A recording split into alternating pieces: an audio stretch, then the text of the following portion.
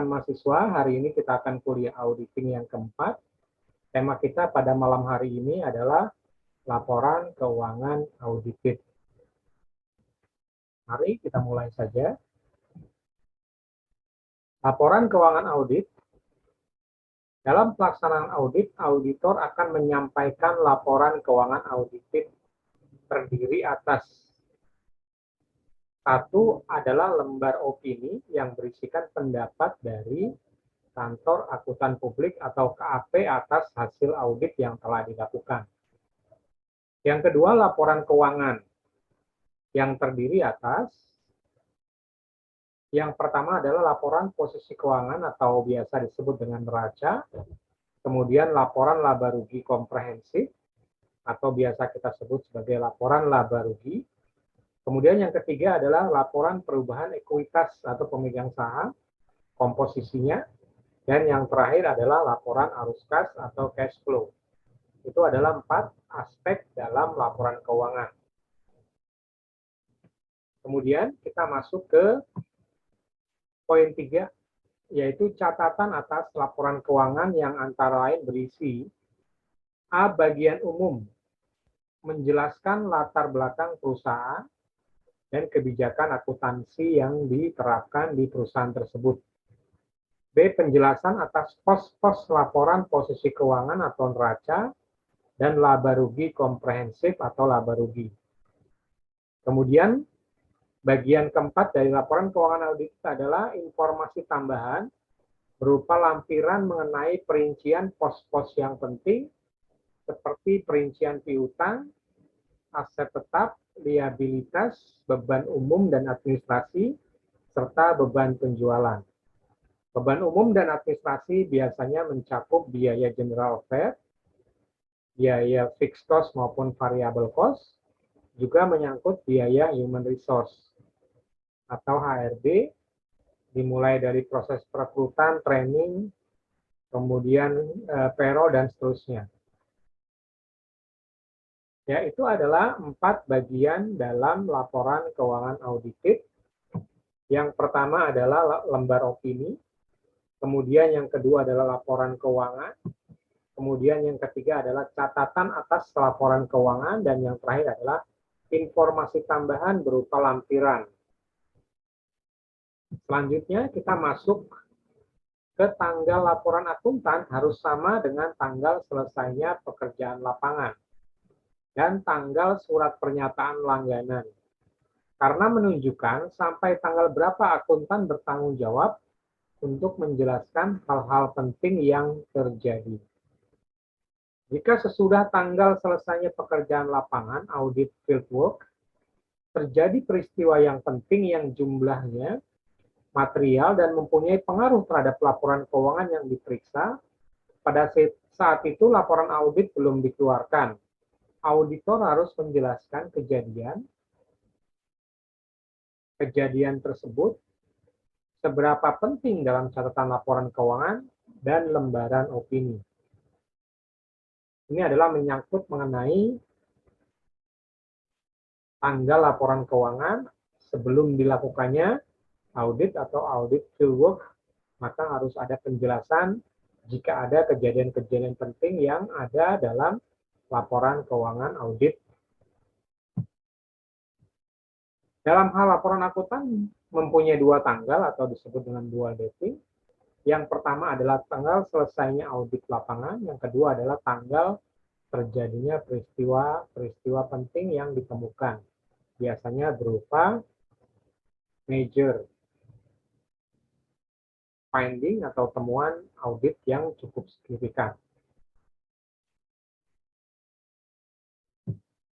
Kita masuk ke tema berikutnya, yaitu pendapat KAP atau Kantor Akuntan Publik. Menurut Standar Profesional Akuntan Publik per 31 Maret 2011, PSA 29 SA Seksi 508 ada 5 jenis pendapat atau opini seorang akuntan publik. Jadi berdasarkan PSA 29, di bagian 508 ada 5 pendapat dari akuntan publik. Yang pertama adalah wajar tanpa pengecualian atau unqualified opinion. Yang kedua adalah wajar tanpa pengecualian dengan bahasa penjelasan yang ditambahkan dalam laporan audit bentuk baku. Unqualified opinion with explanatory language. Kalau yang pertama adalah labar wajar tanpa pengecualian. Yang kedua dengan penjelasan with explanatory language. Kemudian yang ketiga adalah wajar dengan pengecualian qualified opinion. Kemudian yang keempat adalah tidak wajar adverse opinion. Dan yang terakhir adalah tidak memberikan pendapat atau disclaimer opinion. Jadi itu adalah 5 opini yang dikeluarkan oleh KAP setelah melakukan proses audit pada entitas tertentu. Ada 5 ya, unqualified opinion with explanatory language, kemudian qualified opinion, yang keempat ada adverse opinion, yang terakhir adalah disclaimer opinion. Mari kita bahas satu persatu terkait dengan pendapat akuntan publik. Yang pertama adalah wajar tanpa pengecualian atau unqualified opinion. Jika auditor telah melaksanakan audit sesuai dengan standar auditing yang ditentukan oleh Ikatan Akuntan Indonesia, seperti yang terdapat dalam standar profesional akuntan publik, dan telah mengumpulkan bahan-bahan pembuktian audit evidence yang cukup untuk mendukung opininya, serta tidak menemukan adanya kesalahan material. Di garis bawahi, tidak ada kesalahan material. Atas penyimpangan dari SAK, ITEP, atau IFRS, maka auditor dapat memberikan pendapat wajar tanpa pengecualian. Jadi pendapat wajar tanpa pengecualian ini, jika memang tidak adanya kesalahan material dan penyimpangan dari SAK, ITEP, atau IFRS. Nah, PSAK IFRS, Pernyataan Standar Akuntansi Keuangan International Financial Reporting Standard, adalah SAK yang telah mengadopsi IFRS dan berlaku di Indonesia. SAK ITEP adalah standar akuntansi keuangan untuk entitas tanpa akuntabilitas publik. Dengan pendapat wajar tanpa pengecualian, auditor menyatakan bahwa laporan keuangan menyajikan secara wajar semua hal yang material, posisi keuangan, hasil usaha, perubahan ekuitas, dan arus kas atau cash flow suatu entitas sesuai atau tidak ada penyimpangan berdasarkan SAK ITEP IFRS. Ya, tadi adalah pendapat wajar tanpa pengecualian. Berikutnya adalah opini wajar tanpa pengecualian dengan bahasa penjelasan yang ditambahkan dalam laporan audit bentuk baku. Unqualified opinion with explanatory language. Pendapat ini diberikan jika terdapat keadaan tertentu yang mengharuskan auditor menambahkan paragraf penjelasan atau bahasa penjelasan lain dalam laporan audit. Meskipun tidak mempengaruhi pendapat wajar tanpa pengecualian yang dinyatakan oleh auditor. Jadi proses opini nomor 2 ini terjadi apabila yang pertama adalah pendapat wajar sebagian didasarkan atas laporan auditor independen lain. Berikutnya, untuk mencegah agar laporan keuangan tidak menyesatkan, karena keadaan-keadaan yang luar biasa, laporan keuangan disajikan menyimpang dari suatu standar akuntansi yang dikeluarkan oleh Ikatan Akuntan Indonesia. Jika terdapat kondisi dan peristiwa yang semula menyebabkan auditor, yakni adanya kesangsian mengenai kelangsungan hidup entitas, namun setelah mempertimbangkan rencana manajemen, auditor berkesimpulan bahwa rencana manajemen tersebut dapat secara efektif dilaksanakan dan pengungkapan mengenai hal ini telah memadai.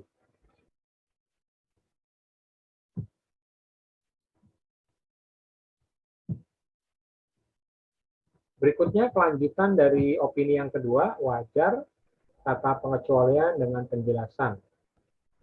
Yang D, di antara dua periode akuntansi terhadap suatu perubahan material dalam penggunaan standar akuntansi atau dalam metode penerapannya. keadaan tertentu yang berhubungan dengan laporan audit atas laporan keuangan yang komparatif. Kemudian F, data keuangan kuartalan tertentu yang diharuskan oleh Badan Pengawas Pasar Modal atau Bapepam LK, namun tidak disajikan untuk atau tidak dilakukannya review.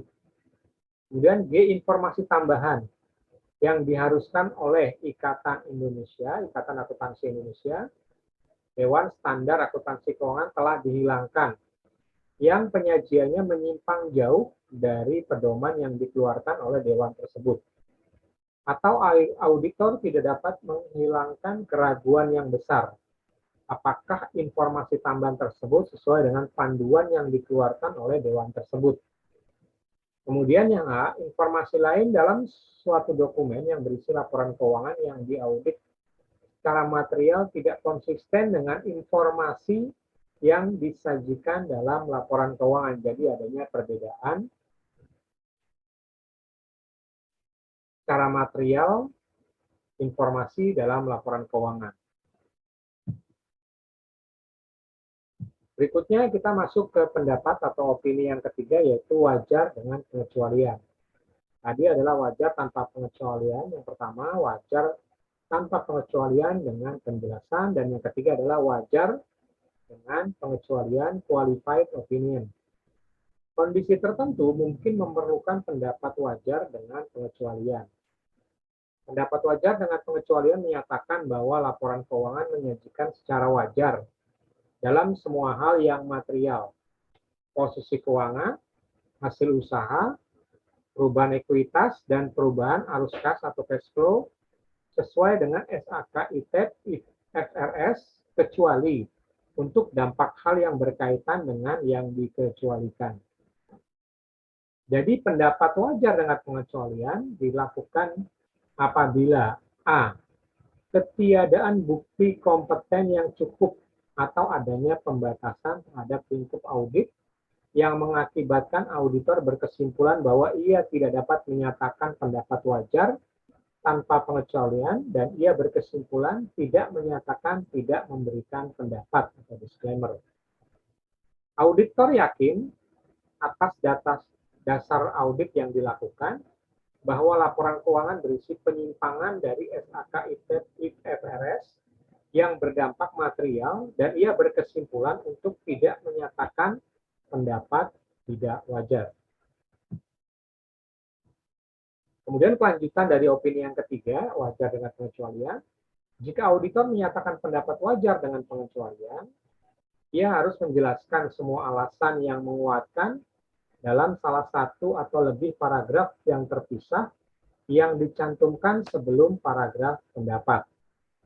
Kemudian yang B, ia juga harus mencantumkan bahasa pengecualian yang sesuai dengan pengecualian harus berisi kata kecualian atau pengecualian dalam suatu frase seperti kecuali atau dengan pengecualian untuk frase seperti tergantung atas atau dengan penjelasan.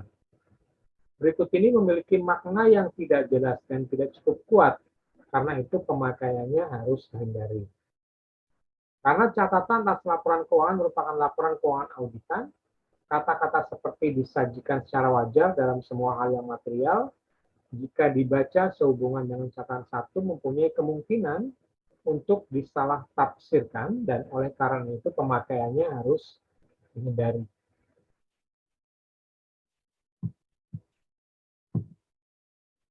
Kemudian kita masuk ke pendapat yang keempat, yaitu tidak wajar atau adverse opinion. Suatu pendapat tidak wajar terhadap hasil audit menyatakan bahwa laporan keuangan tidak menyajikan secara wajar posisi keuangan, hasil usaha, perubahan ekuitas, dan arus kas cash flow sesuai dengan SAK, ITAP, IFRS.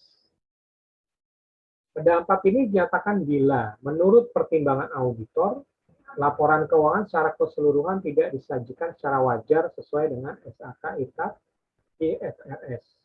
Apabila auditor menyatakan pendapat tidak wajar, ia harus menjelaskan dalam paragraf terpisah sebelum paragraf pendapat dalam laporannya. Yang A, semua alasan yang mendukung pendapat tidak wajar harus disajikan secara lengkap. dan jelas. Yang B, dampak utama hal yang menyebabkan pemberian pendapat tidak wajar terhadap posisi keuangan, hasil usaha, perubahan ekuitas, dan arus kas. Jika secara praktis untuk dilaksanakan, jika dampak tersebut tidak dapat ditentukan secara beralasan, laporan audit harus menyatakan hal itu. Pendapat yang terakhir atau opini audit yang terakhir yaitu tidak memberikan pendapat atau disclaimer opinion.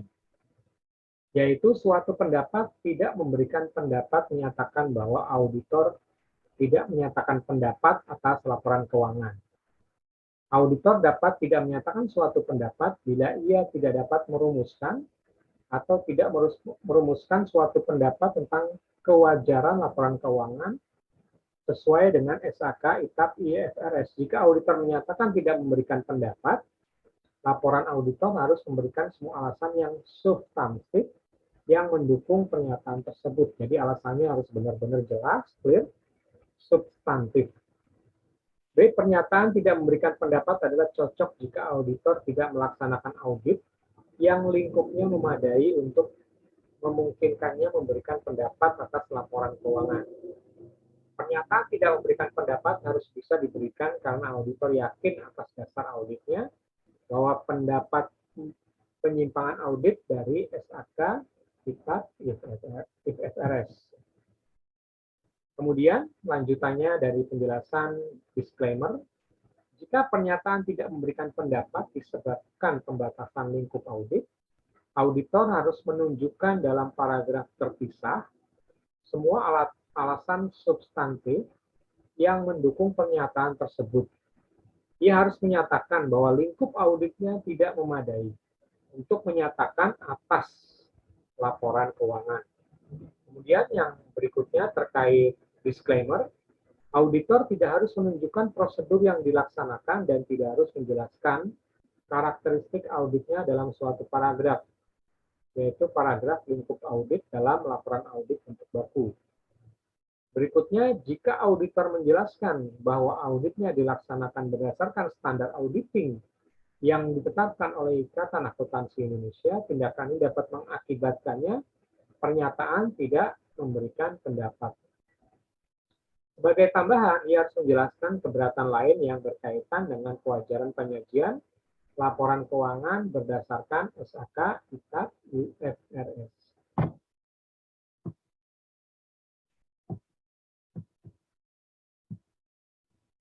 Ya, itu adalah pembahasan kita di awal mengenai 5 opini audit terkait dengan hasil audit yang dilakukan oleh auditor independen atau KAP yang memuat 5 opini terhadap hasil audit.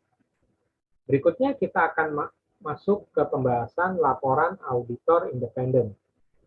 Di bagian ini akan dijelaskan dan diberikan contoh mengenai laporan auditor independen dan laporan audit atas laporan keuangan komparatif. Laporan audit independen harus menyebutkan laporan keuangan yang diaudit dalam paragraf pengantar, menggambarkan sifat audit dalam paragraf lingkup audit, dan menyatakan pendapat auditor dalam paragraf pendapat. Unsur laporan audit independen adalah sebagai berikut. Jadi ini adalah contoh-contoh dalam membuat laporan setelah dilakukannya audit oleh KAP. Nah, suatu judul yang memuat kata independen. Jadi judulnya itu harus ada kata-kata independen.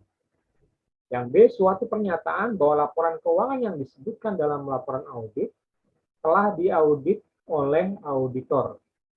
Jadi jelas sekali bahwa laporan itu harus menyatakan bahwa laporan tersebut telah dilakukan audit. Yang pertama terkait dengan independensi, kemudian yang kedua adalah bahwa memang sudah dilakukan audit. Suatu pernyataan bahwa laporan keuangan adalah tanggung jawab manajemen perusahaan dan tanggung jawab auditor terletak pada pernyataan pendapat atau opini atas laporan keuangan berdasarkan atas auditnya. Jadi di poin C itu sudah diberikan pemisahan tanggung jawab terhadap laporan tersebut. Laporan keuangannya adalah tanggung jawab auditor, Kemudian berikutnya,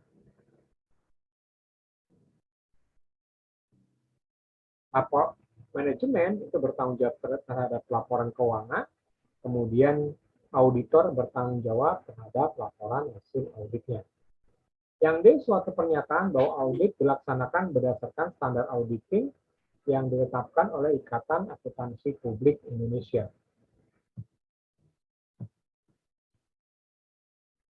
Yang E, suatu pernyataan bahwa standar auditing tersebut mengharuskan auditor merencanakan dan melaksanakan auditnya agar memperoleh keyakinan memadai bahwa laporan keuangan bebas dari salah saji material. Yang F, suatu pernyataan audit meliputi yang pertama adalah audit atau examination atas dasar pengujian, bukti-bukti yang mendukung jumlah-jumlah dan pengungkapan dan laporan keuangan.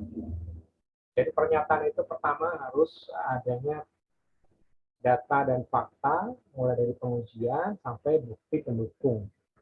Kemudian penentuan standar akuntansi yang digunakan dalam estimasi-estimasi signifikan yang dibuat oleh manajemen. Yang ketiga adalah penilaian penyajian laporan keuangan secara keseluruhan. Berikutnya kita masuk ke laporan auditor independen. Suatu pernyataan bahwa auditor yakin bahwa audit dilaksanakan memberikan dasar memadai untuk memberikan pendapat. Jadi memang bisa dipastikan bahwa auditnya benar-benar dilakukan secara detail terhadap laporan keuangan sehingga bisa dinyatakan bahwa auditor akan memberikan opini dari auditnya. Suatu pendapat mengenai apakah laporan keuangan menyajikan secara wajar dalam semua hal yang material, posisi keuangan perusahaan pada tanggal, neraca, dan hasil usaha, dan arus kas untuk periode yang berakhir pada tanggal tersebut sesuai dengan SAK, ITEP, atau IFRS. Kemudian kita masuk ke bagian lain dari laporan opini auditor, yaitu adanya tanda tangan, nama rekan, nomor izin akuntan publiknya harus masih berlaku, kemudian nomor izin usaha kantor akuntan publik. Dan yang terakhir adalah tanggal laporan auditor. Ya, ini adalah bagaimana cara untuk membuat laporan auditor independen, dimulai dari judul, kemudian konten, isi, kemudian masuk ke pernyataan, dan ada satu penjelasan mengenai tanda tangan dari si auditor tersebut untuk menyatakan bahwa memang telah dilakukan audit oleh KAP, sehingga bisa diberikan hasil audit berupa opini-opini yang seperti tadi kita jelaskan di bagian awal. Ada 5 opini terkait dengan hasil audit yang dilakukan oleh auditor independen. Demikian yang dapat saya sampaikan kuliah kita pada malam hari ini. Ada 3 topik yang kita bahas pada malam hari ini ya. Yang pertama adalah masalah laporan keuangan auditif. Kemudian yang kedua adalah pendapat KAP, Kantor Akuntan Publik, ada 5. Ada wajar tanpa pengecualian, wajar tanpa pengecualian dengan bahasa penjelasan yang ditambahkan, wajar dengan pengecualian, keempat tidak wajar, yang terakhir adalah tidak memberikan pendapat. Kemudian yang terakhir kita tadi membahas mengenai